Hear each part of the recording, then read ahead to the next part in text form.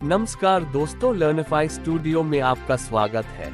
आज हम इस वीडियो में देखेंगे कौन है पंतप्रधान नरेंद्र मोदी और उनके पूर्ववर्ती मनमोहन सिंह में बेहतर प्रधानमंत्री। पूर्व कांग्रेस नेता और विदेश मंत्री रह चुके नटवर सिंह ने बड़ी बेबाकी से कई बातें कही हैं।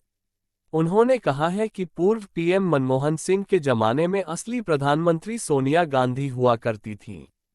जहां तक नरेंद्र मोदी और मनमोहन सिंह का सवाल है तो दोनों में कोई मुकाबला ही नहीं है। मोदी खुद पीएम हैं। नरेंद्र मोदी और उनके पूर्ववर्ती मनमोहन सिंह में बेहतर प्रधानमंत्री कौन है? इस सवाल का जवाब कांग्रेस के पूर्व कद्दावर नेता और विदेश मंत्री रह चुके नटवर सिंह ने दिया है। उन्होंने दो टूक बोला है कि दोनों में कोई तुलना ही नहीं है। उनके मुताबिक मनमोहन सिंह सिर्फ नाम के प्रधानमंत्री थे। असल में सरकार तो कांग्रेस अध्यक्ष सोनिया गांधी चलाती थी। उन्होंने प्रधानमंत्री नरेंद्र मोदी की तारीफ करते हुए उन्हें राजनीति में परिवारवाद को खत्म करने का श्रेय दिया है। साथ ही यह भविष्यवाणी भी कर दी है कि 2024 के लोकसभा चुनाव में उनके सिर पर ही प्रधानमंत्री का ताज सजेगा। हालांकि ये जीत पिछली बार की तुलना में थोड़े कम अंतर से होगी। ये बोलकर उन्होंने गांधी परिवार पर तीखा हमला किया है। तो आज हम प्रधानमंत्री मोदी सरकार और मनमोहन सरकार की तुलना करेंगे। भारत ने पिछले 3 दशकों में विकास के हर पहलू पर दुनिया को अपनी क्षमता का एहसास कराया है। 30 मई को मोदी सरकार के 9 वर्ष पूरे हो रहे हैं। ऐसे में वर्तमान सरकार की पूर्व पीएम मनमोहन सिंह की सरकार से तुलना का यह उचित समय है। विक्रांत निर्मला सिन्हा भारत ने पिछले 3 दशकों में विकास के हर पहलू पर दुनिया को अपनी क्षमता का एहसास कराया है।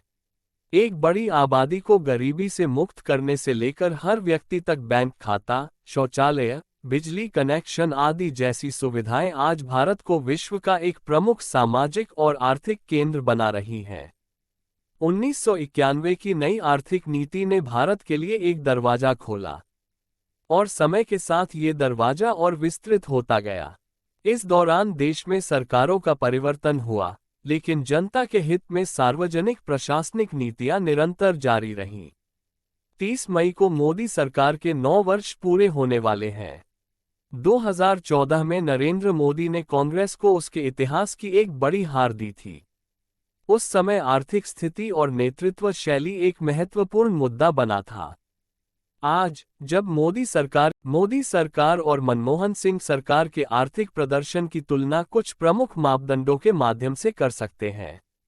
नंबर 1, जीडीपी विकास। सांख्यिकी और कार्यक्रम कार्यान्वयन मंत्रालय के आंकड़ों के अनुसार डॉक्टर मनमोहन सिंह के कार्यकाल 2004 से 2014 के दौरान औसत वार्षिक जीडीपी विकास दर लगभग 6.8% थी। एक रिपोर्ट जो 25 जुलाई 2018 को जारी की गई, इसके अनुसार वर्ष 2006 से 2007 में जीडीपी दर 10.8% थी, लेकिन थोड़ी देर बाद ये रिपोर्ट मंत्रालय द्वारा हटा दी गई। मोदी सरकार के कार्यकाल 2014 से 2022 के दौरान औसत जीडीपी विकास दर लगभग 5.25% रही है। इसमें कोविड काल के आंकड़े भी शामिल हैं। हालांकि कोविड समय के आंकड़ों को हटाने पर यह औसत 6.84% का बनता है, जो मनमोहन सरकार के औसत के बराबर है। मोदी सरकार के दौरान सबसे उच्च विकास दर 2016 से 2017 में 8.2% रिकॉर्ड की गई। नंबर 2, मुद्रास्फीति। मनमोहन सिंह सरकार की सबसे बड़ी चुनौती महंगाई रही। यूपीए के चुनाव हारने का एक कारण महंगाई थी। औसतन देखें तो मनमोहन सिंह के कार्यकाल में मुद्रास्फीति दर 7.5% रही। मोदी सरकार के दौरान ये 5% औसतन रही है। हालांकि गैस सिलेंडर और डीजल पेट्रोल के दामों में यूपीए की तुलना में दोगुनी बढ़ोतरी हुई है।